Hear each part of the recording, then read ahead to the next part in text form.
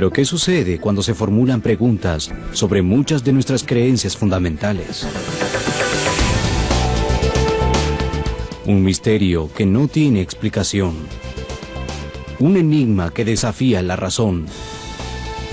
Una respuesta sorprendente e inesperada. Encontrar ese misterio en forma directa puede cambiar su vida para siempre. Cara a cara con los grandes acertijos de todos los tiempos, los más profundos misterios del mundo tocarán su vida de formas que usted jamás imaginó que fuera posible.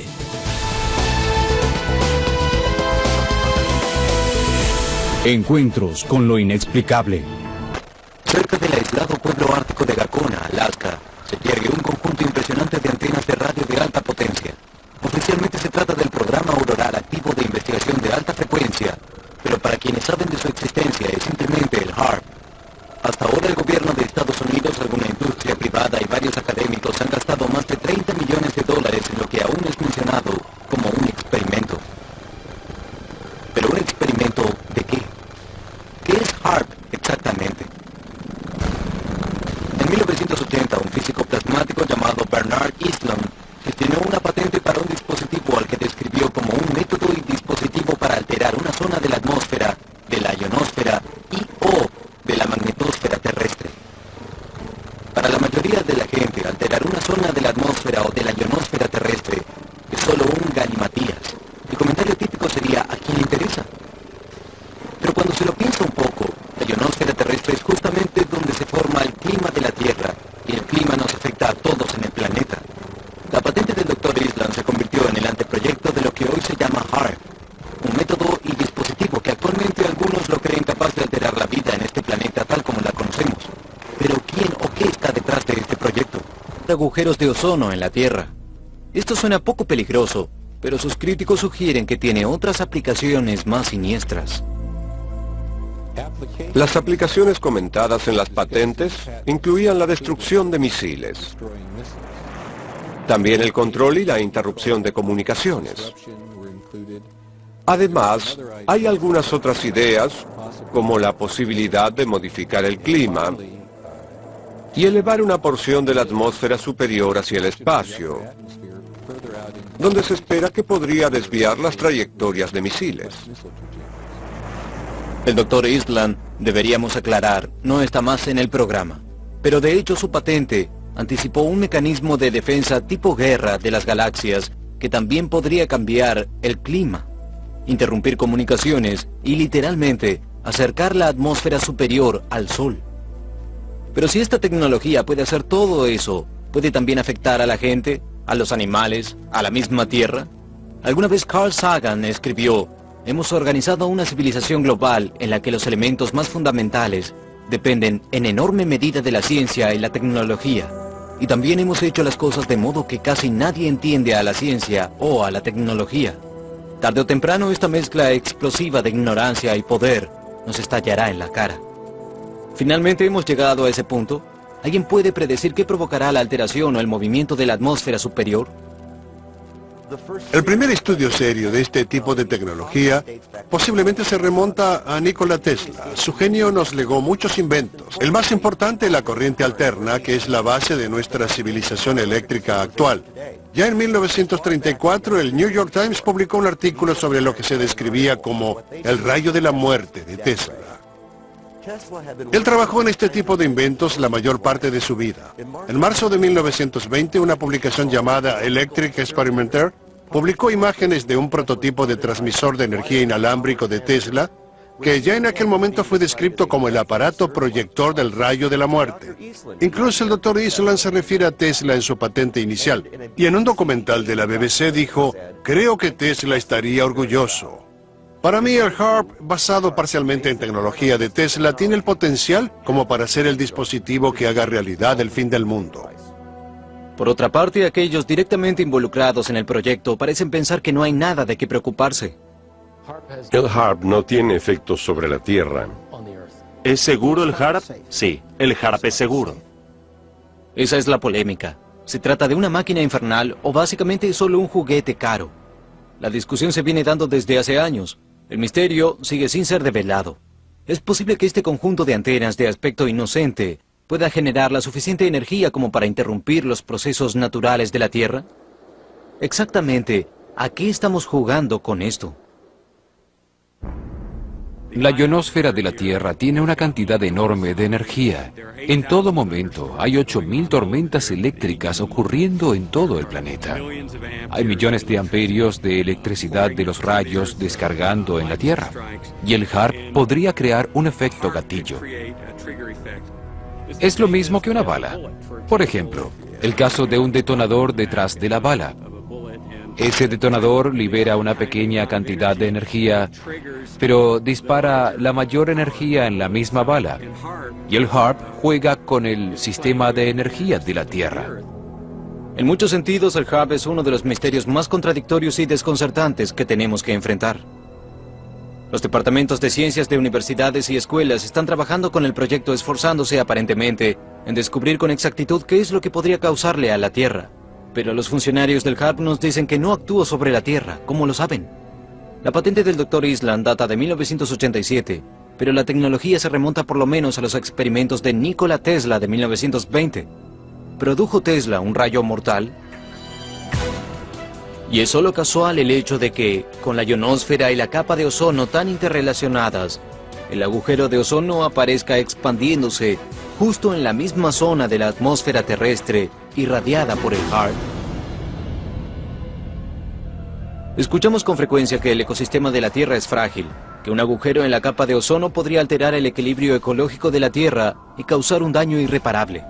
Precisamente, ¿qué produce en este delicado equilibrio el irradiar la ionosfera? Lo que tengo en mis manos es una lámpara sin electrodos.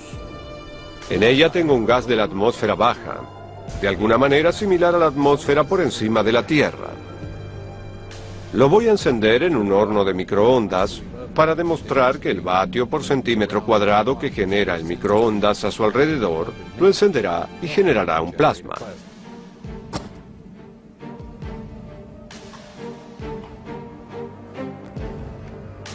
Pueden ver todo el movimiento del plasma. Esto es lo que sucederá a grandes alturas cuando la ionosfera sea irradiada con estos grandes rayos. ¿Es posible que al agujero de ozono lo produzca no solo el escape de los automóviles? Hay varias antenas de radio de alta potencia en todo el mundo, pero comparadas con el HAARP son como una arma de juguete en relación con un cañón de 50 milímetros. El conjunto de antenas HAARP normalmente consiste en 48 torres de 25 metros de altura cada una, rematadas por varas transversales en dirección este-oeste y norte-sur. El conjunto de antenas posiblemente sea incrementado hasta tener 180 de estas torres, todas ellas interconectadas. Esto significa que el HAARP tendrá una potencia radial efectiva de 3.6 billones de vatios, o sea 72.000 veces más potente que la emisora de radio comercial más grande de Estados Unidos y casi 100 veces la potencia de su contrapartida rusa, conocida como el pájaro carpintero. También significa que tiene toda esa enorme capacidad para causar daños mentales y físicos a los seres humanos. Los científicos nos aseguran que saben con exactitud lo que sucede en la ionosfera, pero si se deja de enviar esa energía allá arriba, ¿tienen alguna forma de saber qué podría suceder con, digamos, 3 millones de vatios? O más aún, con la energía concentrada de 3 billones de vatios de potencia radial efectiva. Tenemos en este momento 18 universidades y escuelas que están trabajando en el programa con nosotros. Los científicos universitarios están interesados porque estudian ciencia, y este es un efecto importante en la Tierra. Por eso quieren saber qué es y qué hace. Lo que podemos hacer con una antena es cambiar la porción del cielo en la que insertamos la energía. Pero como estamos comprimiendo los megavatios en un estrecho rayo y luego en un área muy pequeña, se puede generar lo que se llama un gigavatio efectivo. Es decir, que hay cosas que sí sabemos. Lo que no sabemos es por qué de pronto el gobierno se interesó en esta extraña tecnología. El HAARP empezó con un agregado del Congreso en la cuenta de asignaciones del año fiscal 1990. En rigor, el Congreso le indicó al Departamento de Defensa que analizara sus posibilidades para el uso de las regiones boreales en el mejoramiento de las comunicaciones, la navegación y la vigilancia. A partir de allí se decidió que la Marina y la Fuerza Aérea manejaran el programa y recibimos esas directivas. En su autobiografía, Tesla dice que el impulso que lo dominaba era aprovechar las energías de la naturaleza en provecho del hombre. Si de esto se trata el HAARP, es por cierto un noble experimento, pero el Dr. Eastland, que es un gran admirador de Tesla, fue retirado del proyecto mucho antes de que el Departamento de Defensa se hiciera cargo de él. Lo que nos lleva a preguntarnos, ¿cuál es el impulso que domina a los científicos modernos y a los tácticos militares? ¿Qué es lo que la Fuerza Aérea y la Marina creen que en última instancia puede contribuir a sus objetivos? ¿Y hay objetivos civiles que se puedan alcanzar con la tecnología HAARP? Las patentes del Dr. Eastland, que fueron retomadas por ARCO, ahora parecen estar en el olvido desde hace tiempo. ¿Lo están realmente? Cuando se consideran las otras patentes basadas en el trabajo de Eastland, queda clara la forma en que los militares piensan usar el transmisor HAARP. Les puede servir para reemplazar el efecto del pulso electromagnético de algunos aparatos atmosféricos termonucleares, considerados todavía como una opción por algunos proyectistas. Puede reemplazar al sistema de comunicaciones submarinas, también al sistema de radares por encima del horizonte, planeado en su momento para la actual localización del HAARP, como un sistema mucho más complejo. Podría proveer un rayo que penetrara en extensas zonas de la Tierra capaz de detectar lugares subterráneos de pruebas nucleares. Podría proveer una herramienta para sondeo geofísico que detectaría depósitos de gas, minerales y petróleo en vastas regiones. Podría usarse para detectar el acercamiento de aviones de bajo nivel y también de misiles. Todo esto suena razonable, incluso deseable para aquellos interesados en una firme defensa nacional y en un mundo más seguro. Pero dado que nadie nunca fabricó un transmisor de radio tan grande, algunos expertos se preguntan si sus efectos colaterales no podrían superar a sus ventajas tecnológicas. ¿Cómo es de suponer los Estados Unidos no es el único país del mundo que estudia este tipo de tecnología? Por ejemplo, los rusos tienen su propia versión y la tienen desde hace mucho tiempo. ¿Qué sucedería si otros países empiezan a hacer los mismos experimentos? En realidad, los soviéticos empezaron con una serie de pruebas en 1976. A esto se lo llamó en todo el mundo el pájaro carpintero ruso, porque el pulso era de 10 por segundo. En octubre de ese año, un artículo del New York Times señalaba que la señal rusa no solo interrumpía radios y telecomunicaciones de todo el mundo, sino que también era una amenaza para el ser humano por afectar al sistema nervioso central. En 1990 la EPA publicó un informe que sugería una relación causal entre campos electromagnéticos de muy baja frecuencia y la leucemia, el linfoma y el cáncer cerebral en el hombre. Pero en la presentación del HAARP, de 440 páginas sobre el impacto en el medio ambiente, ese hecho nunca se menciona. Es imposible no pensar que podría haber muchas cosas que no nos están diciendo.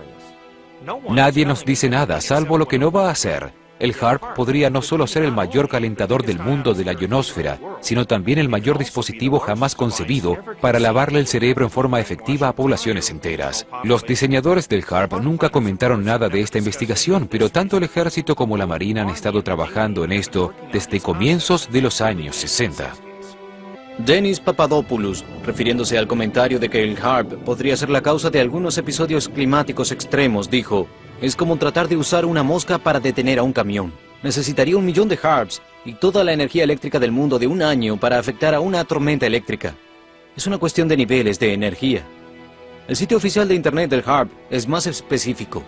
Afirma que la acción del HAARP no afectará al clima y sigue diciendo, cito: no se ha encontrado ninguna relación entre la variabilidad natural de la ionosfera y el clima de superficie.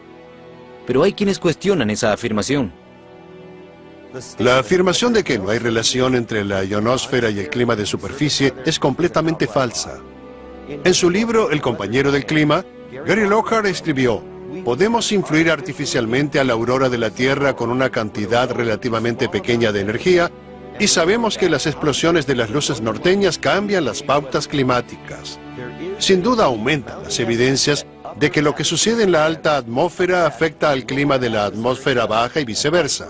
Pero las evidencias todavía no son concluyentes. Mientras este tema siga siendo polémico, los científicos del HAARP se sienten seguros dándolo por descontado. Aparentemente también se sienten seguros mintiendo sobre su existencia. En algunas aplicaciones, los militares reconocen que pueden literalmente elevar la ionosfera y dicen, ningún problema, es por un periodo corto de tiempo. Pero cuando se eleva la ionosfera, la atmósfera baja, se apura a llenar el vacío, variando así pautas climáticas zonales. Los escritos de los científicos del HAARP dicen que intentan elevar parte de la ionosfera creando un agujero que dicen se calienta rápidamente. Pero ¿qué pasa si se crea una cantidad de agujeros de los que no puedan ocuparse lo suficientemente rápido? Esta cuestión de los agujeros es especialmente inquietante. Desde hace varios años, una cantidad creciente de científicos y políticos han estado advirtiendo sobre los agujeros en la capa de ozono. En general, el problema se ha atribuido a los combustibles de petróleo y a otras moléculas de fluorcarbonos como a los refrigerantes. ¿Es posible que ese no sea el problema? O al menos, no el principal problema. La realidad es que la ionosfera detiene las radiaciones más violentas del Sol formando iones. La estratosfera filtra la mayor parte de la radiación más débil del Sol, la luz ultravioleta, formando ozono. Es por eso que la reducción de la capa de ozono puede plantear una amenaza para este planeta. Y esta es solo una razón por la cual la intromisión deliberada del HAARP en la ionosfera es tan temible. ¿Es solo una coincidencia que el mayor agujero en la capa de ozono esté sobre el Ártico? ¿Es posible que la investigación del HAARP, con su manipulación de la ionosfera, esté acelerando o incluso causando el problema? Ya estamos pagando cientos de millones de dólares en los gastos incrementados de mercaderías y servicios requeridos para tratar de reducir o eliminar la liberación del fluorcarbono, evidentemente para proteger la capa de ozono, pero el dinero puede que sea el menor de nuestros problemas. El hecho es que hay vida en este planeta, porque la atmósfera de la Tierra puede absorber la radiación iónica en la ionosfera y en la estratosfera. ¿Irá muy lejos el proyecto de investigación auroral de gran altura, inyectando energía en la ionosfera? ¿Y cuán lejos? Es muy lejos. A veces nos dedicamos a resolver un misterio solo por pura diversión, y la mayoría de las veces si uno llega a la solución incorrecta, puede simplemente volver atrás y empezar de nuevo. ¿Es posible que la solución incorrecta en este caso nos lleve a todos a tocar el arpa?